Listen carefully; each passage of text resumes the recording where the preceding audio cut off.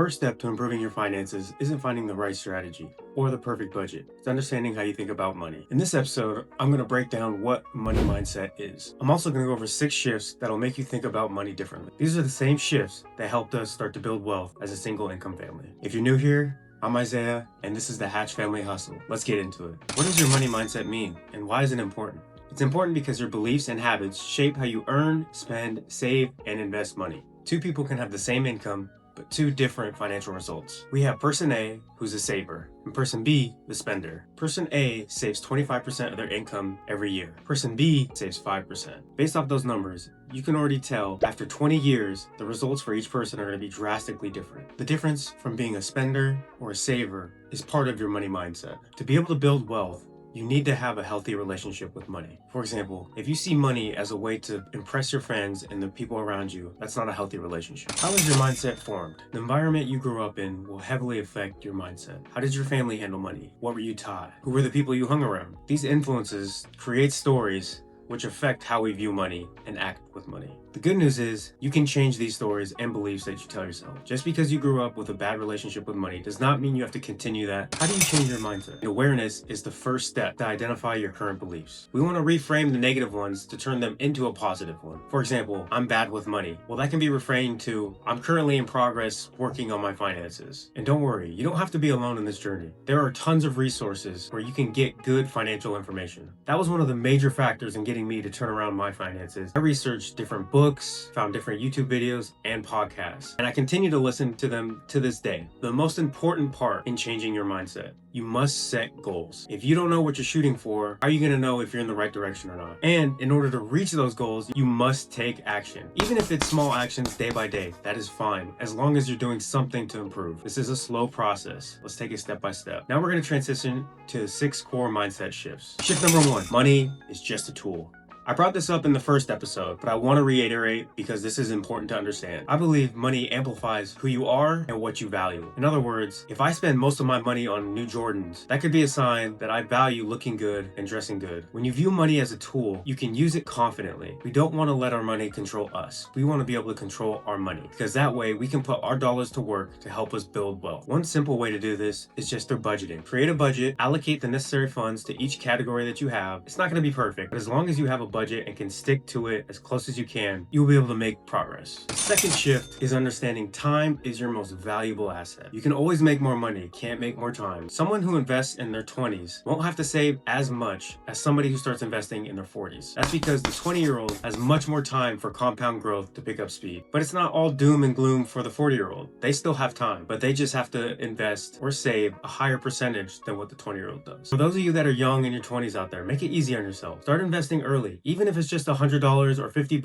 or $20, whatever it is, if you can find a way to invest money, save money, it will help you in the long run. This is what's really helped us in our journey. When I understood how valuable time was, I made 2 decisions right away. The first thing I did was open a Roth IRA. I made sure to set a monthly contribution rate as much as I could at the time. A Roth IRA is an investment retirement account that grows tax-free. The second thing I did was make sure my contributions were at least matching the 401k match through my company. The 401k company match is basically free money. Now, however old you are, the best time to start is today. Third shift is long-term thinking. You're not going to build wealth overnight. I promise you it does not happen. Some people can strike gold and get lucky, but for most of us, it is going to be a long process. With long-term thinking, you need to focus on consistency rather than perfection. If you can only invest $20 a month, that's okay. Just do as much as you can consistently. One point that'll help you with long-term thinking is focusing on delayed gratification. Delayed gratification is the process of putting off something that will make you feel good now or making something that will make you feel good later. You'll be able to make the tough decisions now and reap the rewards later. And it's hard. It's not easy at all. Instead of buying the brand new iPhone or the brand new Jordans or the brand new car, you can put that money towards investing or saving. And in 20 years, who knows? This will also help you avoid get-rich-quick schemes. On our journey, one thing we found success in is index funds. They're not flashy, they're not sexy, and they're not going to make you rich overnight. The fourth shift is understanding risk. You cannot fear risk. You must learn to to manage it if you want to be wealthy. If you play it too safe, your investments won't grow. If you're too risky, you could risk losing it all. It's all about finding the balance for your specific situation. In our situation, we have taken several calculated risks that have paid off for us. We took a huge risk moving down here to Texas. My wife and I assessed this risk by discussing the pros and cons of moving and staying. We knew this was going to be one of our only windows before the kids got old enough to where they would make friends at school. And by that point, it would have been way too late to make a jump this size. Another part of risk that we deal with is only having one income. If I was to lose my job, we would have no income flowing through. To mitigate this risk, we have about 5 months of an emergency fund built up. Being able to assess risk is a very important part to building wealth. You don't want 1 or 2 events to throw you off track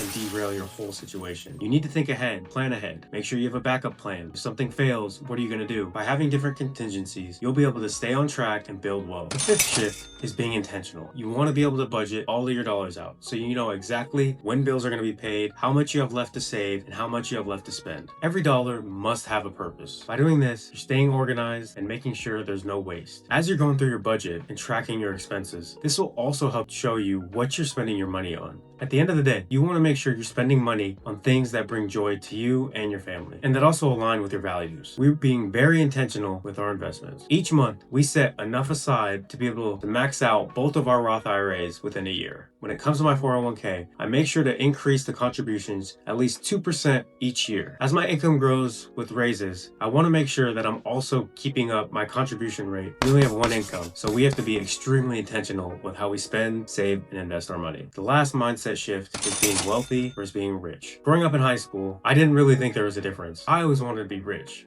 I didn't really say wealthy. It was mainly, yeah, when I grow up, I want to be rich. However, when I got older, I realized there's a difference between being rich and being wealthy. Rich to me is having a high income. Wealthy is having freedom and ownership. Wealthy is about owning your time and being flexible, being able to do what you want to do. People can be rich with a high income, but that does not guarantee that they're going to be wealthy. If a doctor is making $300,000 a year and they spend $300,000 that same year, there is no money for them to build wealth with. The goal isn't to look rich, it's to be wealthy. Now we're going to get into the fun part, the part where we analyze our net worth. Your net worth is all your assets minus your liabilities. I put a little twist on our net worth. I don't include vehicles, we don't own a home, so our only assets are cash and our investments. For liabilities, we only have a couple credit cards that we pay off every month and one that we have with 2 years, 0% interest. And I want to remind everyone, please do not compare yourself. Everyone is on a different journey. This is purely for educational purposes. And here we have our current net worth. As it sits at the time of recording, our net worth is $114,253.14. You can see in the graph here, our net worth has dropped a bit this month. To be exact, it's dropped about $4,300 or down 3.6%. Now I can kind of explain what's going on here.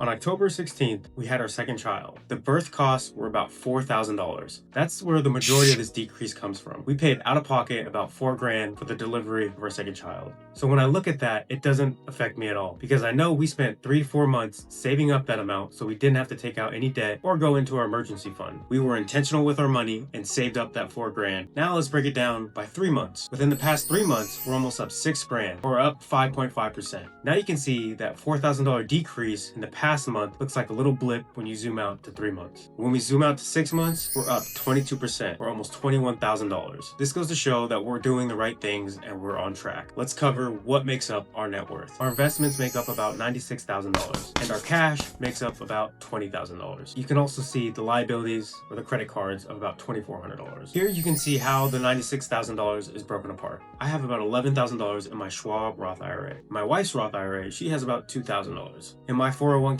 with Fidelity, I have about $80,000. And those 2 accounts below are part of the employee stock purchase plan that I'm enrolled in with my work. Here you can see our cash total. Most of that is made up from our emergency fund and the rest is from our joint checking between my wife and I. We have joint checking so we can use the same bank account and we each have a card to the same account. This makes it much easier to manage finances as a married couple. I highly recommend if you're married and you don't have a joint account, get a joint account. It makes things much easier and it helps you two get on the same page. And here you can see our total liabilities or credit card balances. You can see that $2,200 credit card is the highest balance. We had to buy new furniture when we moved to Texas, and so we opened up a credit card and we have 2 years interest free. And you can see our other 2 credit cards that have balances. We basically use credit cards for gas and for groceries. Also, if we make any large purchases for electronics or anything expensive, we'll also use credit cards as well and pay it off directly. We always make sure our credit card balances are wiped clean by the end of the month, except for the one where we have 0% interest. We just make minimum payments on that one until the card's paid off because we don't owe any interest. Now, going back to our checking account, I want to bring up one of the lessons I learned this month. So all of our bills come out at the beginning of the month, and the second half of the month is when our money gets distributed to our savings and our investing accounts. However, this month, I didn't do a great job of managing the money. Our checking has about $269 at the time of recording. This is a little low for me.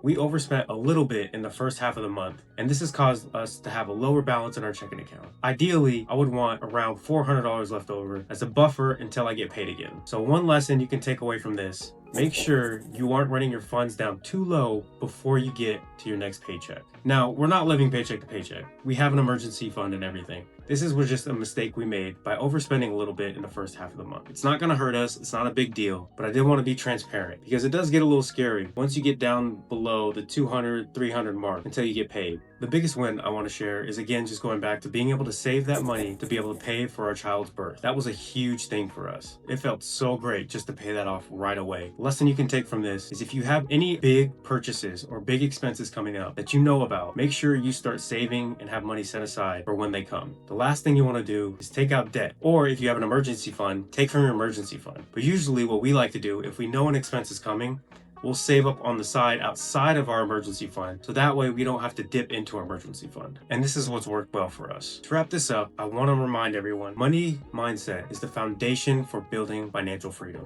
When you start shifting your beliefs and start aligning beliefs with becoming wealthy, you can change your life. Here's a thought I want to leave you with. If you want to be wealthy and you want to be able to manage multi-million-dollar portfolios, or you want to get your net worth up to 10 million, if you can't handle money when the amounts are smaller, it's going to be extremely difficult for you to be able to manage it when everything starts scaling up and you start getting the 6 figures, 7 figures. It's going to be much harder. Make sure you put in the work now so that you can manage your money while it's smaller and teach yourself along the way, so when your portfolio or your net worth, when it does get to where you want it to be, you're able to manage it yourself. If this helped you think differently about money, make sure you like and subscribe and share it with someone who may need it. Next week, we're going to dive into our money systems that help us build wealth. Thanks for watching The Hatch Family Hustle, where we're building wealth one step at a time.